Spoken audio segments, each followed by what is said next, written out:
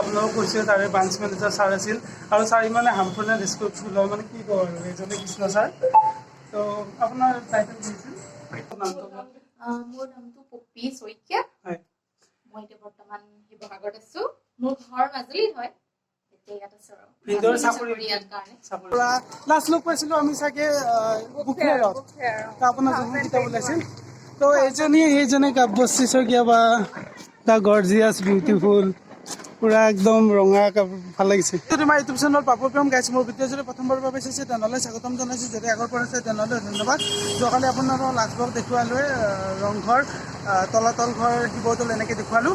তো আজি হ'ল মোৰ থাৰ্ড ডে ডিব্ৰুগড় তিনিচুকীয়া এইটো জাৰ্ণিত। তো মই আজি গৈ আছোঁ, মই যেতিয়া বন্ধনত কাম কৰিছিলোঁ কৈ আছোঁ ৰ'বক, আজি ব'লক আজি ব্লগটো ষ্টাৰ্ট কৰোঁ। মই যেতিয়া BSc থাৰ্ড চেমত পঢ়ি আছিলোঁ তেতিয়া মই জব পাইছিলোঁ অন্নপূৰ্ণা ফাইনেন্সিয়েল বেংকত। তো অলপ ফাইনেন্সৰ প্ৰব্লেমৰ কাৰণে মই কামটো কৰিব গৈছিলোঁ পঢ়াটো এৰি, কিন্তু মোৰ সেইটো ভুল ধাৰণা আছিল। তাৰপিছত সেনেকৈ এমাহ কৰি মই আকৌ ৰিটাৰ্ণ আহিলোঁ পঢ়িবৰ কাৰণে। মোৰ ৰিজাল্টটো ভাল হ'ল। তাৰপিছত যোনজন ছাৰ আছিল ব্ৰাঞ্চ মেনেজাৰ ছাৰ, সেইজন ছাৰে আজি ডিব্ৰুগড় আহিছে গোলাঘাটত ডিউটি, গোলাঘাটৰ পৰা ডিব্ৰুগড় ব্ৰাঞ্চত আহিছে। তো ছাৰক এবাৰ লগ কৰিম। ছাৰে কৈছে যে মই শিৱসাগৰ গৈ আছোঁ। ছাৰৰ লগত মেছেজ হৈ থাকে বা ফোনত কথা পাতিয়ে থাকোঁ। তো ছাৰক মই লগ কৰিব গৈ আছোঁ, আপোনাৰ লগত দেখুৱাম।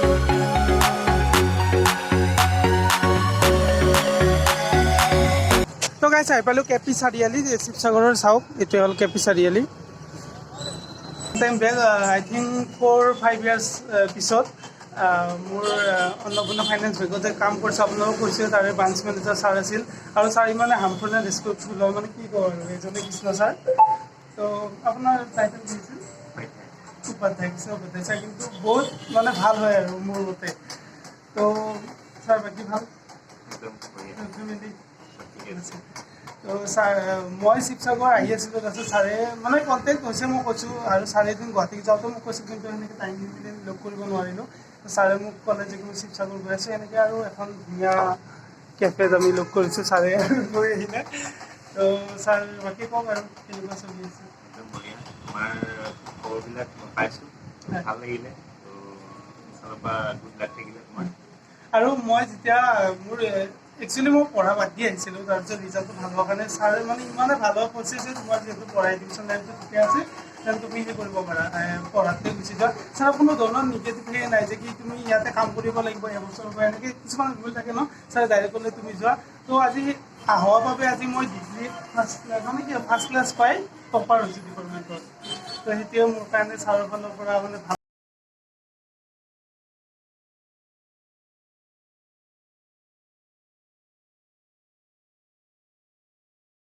লগতে অলপমান ফুৰিম আৰু ছাৰে লাঞ্চত লৈ যাব পাৰে। বাকী এইখনেই কেপি চাৰিআলি, ইফালে হয় অন্নপূৰ্ণটোৱে হয় ন ছাৰ? বেলেগ হ'ল নেকি এতিয়া আপুনি? অন্নপূৰ্ণত কি এৰিলে? অঁ, মই অন্নপূৰ্ণত বুলিয়ে ভাবি আছিলোঁ। কি হয় ফাইনেন্সৰ নাম? সত্য ফাইনেন্স। অঁ, মই ভাবি আছিলোঁ ছাৰে অন্নপূৰ্ণতে কৰি থকা বুলি, কিন্তু এবাৰ সত্য ফাইনেন্স মাইক্ৰ' ফাইনেন্স ন, বেলেগ এটাত সোমালে। এইটো হ'ল ছাৰহঁতৰ শিৱসাগৰত থকা ব্ৰাঞ্চ। তো চাই লওক। ইমান বছৰ মূৰত ছাৰক লগ পাই খুবেই ভাল লাগিল আৰু ছাৰে মোক এটা গিফ্ট দিলে কলম। তো ছাৰে গিফ্ট পাইছিল, তাৰপিছত আৰু মোক গিফ্ট কৰিলে। তো ছাৰে পাইছিলে এইটো দেলহিত, তাত কিবা কামত যাব লাগে ন, এই অফিচৰ কামত। তো সেই ছাৰৰ গিফ্টটো মোক মৰমত দি দিলে আৰু মই এইটো সাঁচি ৰাখিম ধুনীয়াকৈ। তো আৰু বেয়াও লাগিছে আৰু কেতিয়াবা লগ পাম বুলি ক'লোঁ, এতিয়া গৈ আছোঁ। এইটোৱে ছাৰে মোক দিয়া গিফ্টটো সাঁচি ৰাখিম। এতিয়া গৈ আছোঁ বাৰ ঘৰলৈ। তাৰপিছত চাগে মই কৈছে আমগুৰি যাম বুলি, 3টা ট্ৰেইন আছে আমগুৰিলৈকে, আৰু মিঠাই যাব মাজুলী। অলপ দেৰিকৈ যাব, সি 12টাৰ পিছতে যাব, 12টা বাজিলে প্ৰায়। তো শিৱসাগৰত আজি মোৰ লাষ্ট ডে। বাই কি ধুনীয়াকৈ ঘৰটো সজাইছে চাওকচোন। কাপোৰ বাকৰ ঘৰত আছিলোঁ শিৱসাগৰত। তো মই আপোনাক কৈছিলোঁ মই ইণ্ট্ৰডিউচ কৰাই দিম বুলি, তো বাক দেখাই দিছোঁ এবাৰ। আপোনাৰ পৰিচয়টো দি দিয়ক। হাই, কওক নামটো। মোৰ নামটো পপী শইকীয়া। হয়, মই এতিয়া বৰ্তমান শিৱসাগৰত আছো। মোৰ ঘৰ মাজুলীত হয়। এতিয়া ইয়াত আছো আৰু ভিনদেউৰ চাকৰি ইয়াত কাৰণে। ইয়াত থাকে। তো আজি কিমান দুদিন বুলিয়ে ক'ব লাগিব ৰাতি এদিন থাকিলেও ধুনীয়াকে বাহিৰ কৰিছে আৰু ভাল লাগিল কেতিয়াবালৈকে আকৌ আহিম আৰু বাবু মানে এইবাৰ গৈছিল গুৱাহাটী কিন্তু আমাৰ তাত নগ'ল তাৰ কাৰণে বেয়া পাই আছো সেইটোৱে হয় আৰু আছে বহুত যুগ বছৰ ক'ব গ'লে এবাৰ নেক্সট ভণ্টি কৃষ্ণা ন নমস্কাৰ কৃষ্ণা শইকীয়া মাজুলী তাই লাজ কৰে বহুত আৰু আহা পৰিস্মিতা ৰৈ আছে তাড়াতাড়ি এবাৰ দেখাই দিয়া এই পৰিস্মিতা তো এই ভণ্টিয়ে দুজনী আৰু এতিয়া সিহঁতে মোক থব যাব ষ্টেচনলৈকে তই দেখুৱাই আছো বাক ধুনীয়াকে দেখাই দিছো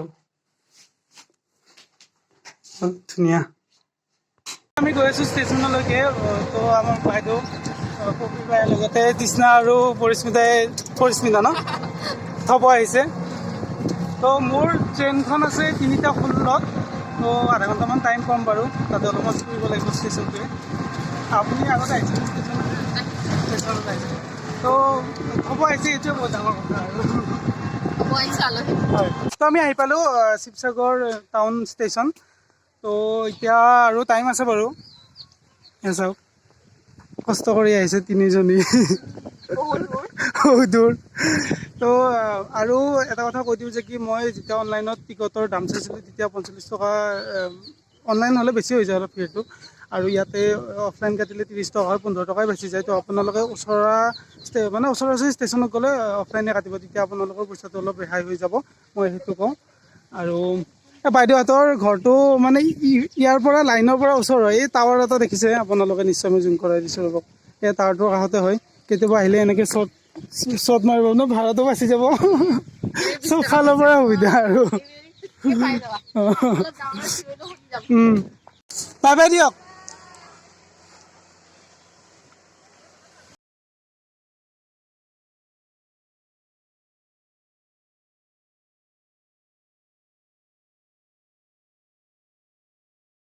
ষ্টেচন এতিয়া আৰু অলপ দূৰ যাব লাগিব বাইদেউৰ ঘৰ যাবলৈ হ'লে তো এইটোৱে হ'ল আমগুৰি ষ্টেচন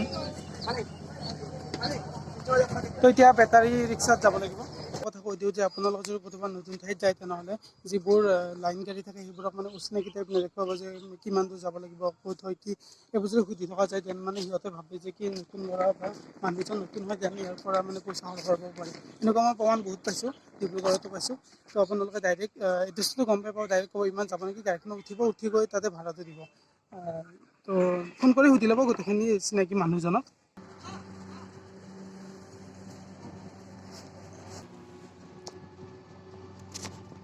আজি বহুত মানে বছৰ বুলিয়ে ক'ব লাগিব বহুত বছৰৰ পৰা লাষ্ট লগ পাইছিলোঁ আমি চাগে বুকফেয়াৰত আপোনাৰ যোনখন কিতাপ ওলাইছিল তো সেইজনে কাব্যশ্ৰী শইকীয়া বা দ্য গৰ্জিয়াছ বিউটিফুল পুৰা একদম ৰঙা কাপোৰ ভাল লাগিছে বহুত ভাল লাগিছে আৰু সেইদিনা যে আপুনি বিয়াত যে পিন্ধিছিল গাড়ীখনৰ ফ্ৰণ্টত যে সেইটো আৰু ভাল লাগিছে সেইটো মজা লাগিছে আপুনি ফটো ডিলিট কৰি দিলে ন এফবিৰ পৰা নহয় মই ইনষ্টাত দিছিলোঁ আচলতে এফবিটো হৈ যায় ডাইৰেক্টলি হয় পিট হৈ যায় হয় তো এইটোৱে তো ফাইনেলি পাই গ'লোঁ কাব্যশ্ৰী বাৰ ঘৰ নতুনকৈ পাত লৈছোঁ কিহৰ নামটো নাজানো কোনডাল এইডাল গছৰ কথা কৈছে ন অঁ তো গাইছ আপোনালোকৰ নেক্সট ব্লগ আমগুৰিৰ কিছুমান ঠাই দেখিব লগ পাম